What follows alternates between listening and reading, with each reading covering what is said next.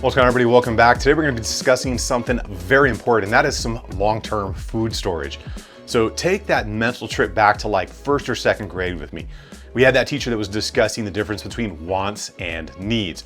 Now remember what those wants were. That was just everything we wanted. Now remember what those needs were. It was food, water, shelter, clothing, items that are going to keep us alive or keep us out of the elements. Now with all of the craziness going on today, it is definitely a good idea to have food and water around.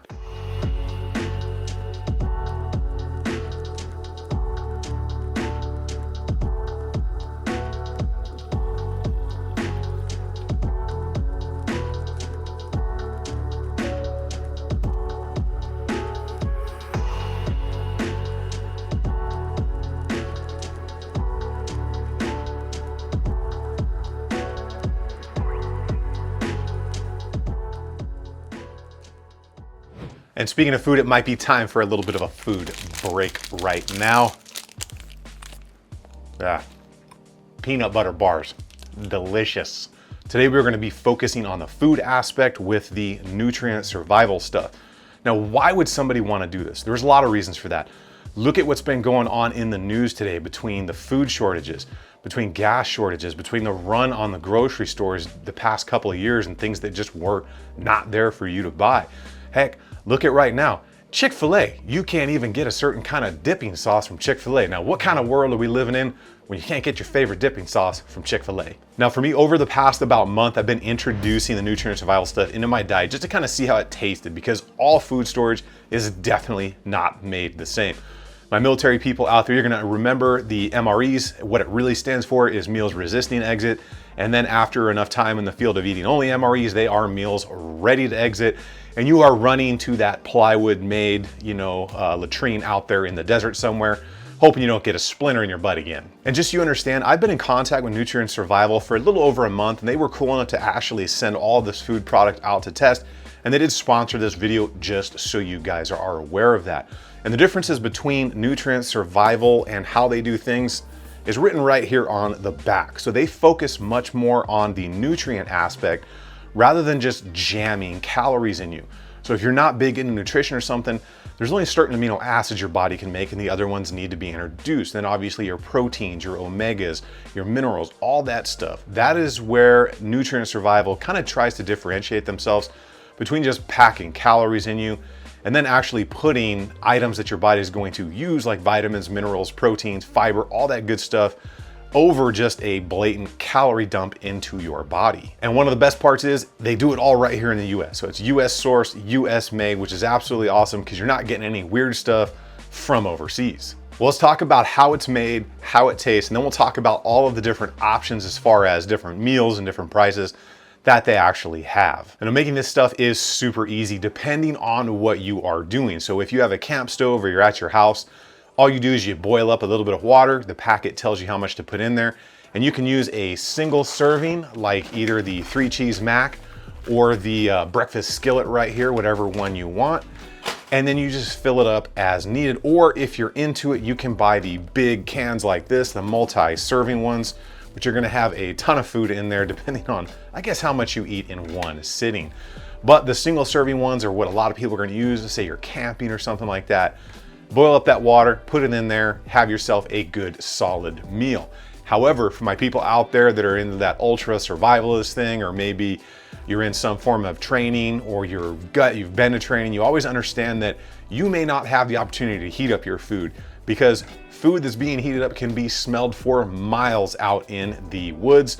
So if you're a cool guy doing cool things out there and you don't want people knowing where you are, you can just add the water to it, but you have to wait a substantially longer amount of time for it to soften up and taste good, rather than if you add boiled water to it. And it does need to be covered as it's kind of coming up to heat and coming up to softness.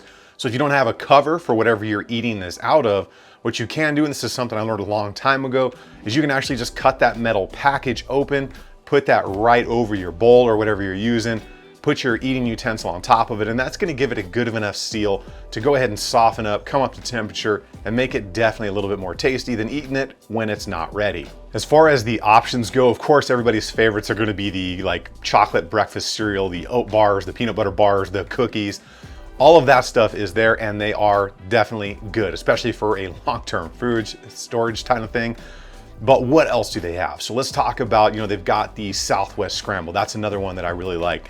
That 3-cheese mac, whether you want it in a single serving or a full can. I love to put a ton of pepper on that because I digs me some pepper. And you can have a solid meal with that stuff. They also have things as far as hydration goes. So whether you're into some form of energy drink, hydration drink, even protein shakes, they've got that as well.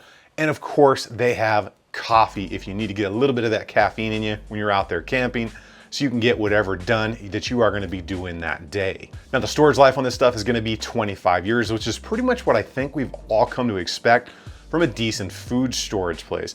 Now, again, a lot of food companies add a ton of sodium. That's not the case with the nutrient survival stuff, which is nice because a massive amount of sodium's not always good for you, especially out there in the field. It can cause issues.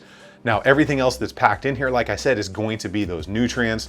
And the fact that it lasts that 25 years is definitely solid. Well, let's talk about cost on these things. And this varies widely because you can get everything from the single packs to multiple single packs, all the way up into the big storage cans, like that big thing of the oat bars, which again, those peanut butter bars are delicious. You can get whatever you want. You can buy it in single cans, and they're anywhere from like, I think 45 to 55 bucks, which isn't bad for what is in them with all of that nutrition. And then you can buy flat out like 90-day supplies, 30-day supplies, emergency packs, 3-day supplies. So that is all going to be up to you depending on what your needs are. The cool thing about this stuff is, since it lasts so long and it tastes pretty good, say things just get monetarily tight and you can't get out there and buy all the groceries that you're used to, that's where something like this comes into play. Or say the next time we have an issue out there, people just buy all the food instead of buying all the toilet paper. That is where something like this, again, would come in a very solid place. Remember, on the back end of that, you need water as well as that food storage.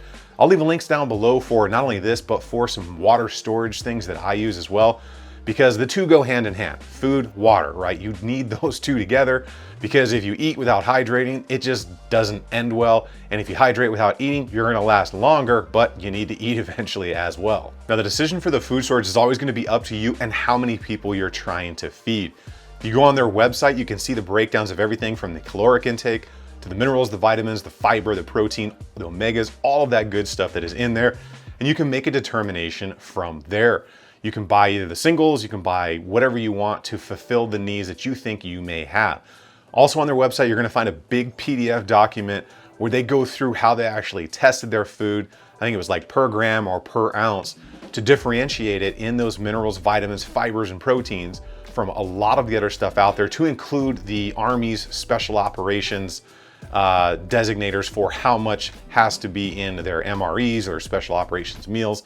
Because when the military generally does something, I know we all kind of laugh and say lowest bidder, but remember, they're pretty good at testing things, and it's the lowest bidder that met all of the requirements. So it's not always a bad thing. So it's definitely something to look into should you be in the market for food storage. Well, I hope you guys enjoyed the video, and I hope you enjoyed learning about the nutrient survival stuff. It tastes good, it didn't mess up my stomach at all, and best, it didn't make me gassy, which is definitely what other ones have done in the past. All of my military people or survivalists or campers know out there that some of these things can just tear your gut up. I'll put links for all this stuff down below if you guys are interested. Again, huge thank you to Nutrient Survival for sending all this good stuff out and sponsoring this video and allowing me to test their product out. You guys get out there, you have some fun. Remember, those links are down below. Like, share, subscribe if you are into it, and I will see you guys on the next one.